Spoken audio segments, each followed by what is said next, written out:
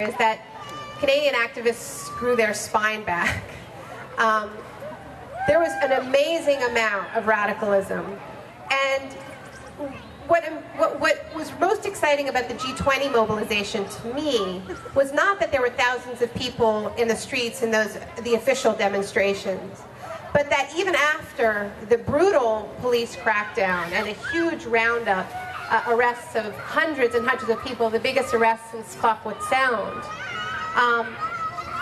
people went back into the streets and refused to be intimidated. You know, I was at a jail solidarity demonstration a few days after the big scoop of hundreds of activists.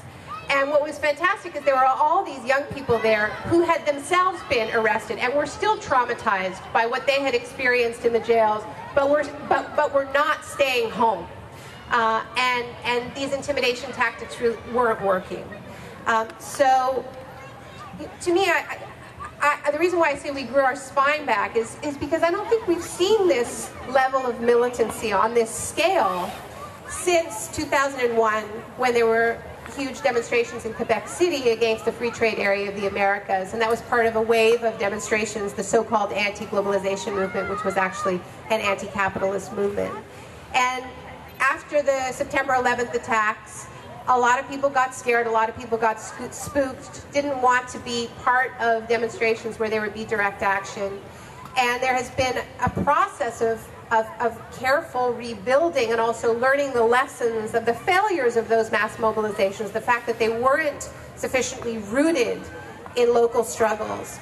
And all of that hard work, I think, really paid off this year in some of these big mobilizations, like against the Olympics and against the G20. The other big breakthrough this year, I think, has to be said, is the fact that the world found out about the tar sands. This is an Indigenous-led campaign.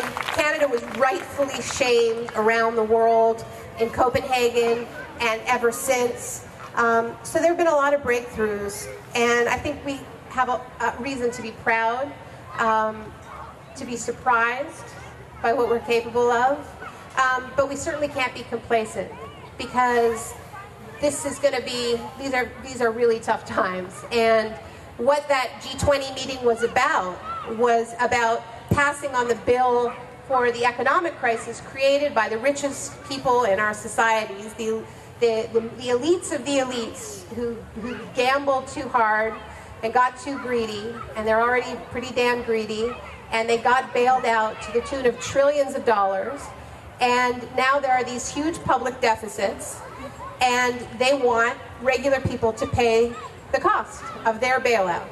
And that's what they decided at the G20 summit. They decided to pass on the bill for the bankers' crisis to homeless people, to students, to pensioners, and there has to be a massive pushback. So yeah, there was a great mobilization, and people fought the cops and they fought the intimidation, but this is only the beginning. And the billion-dollar budget that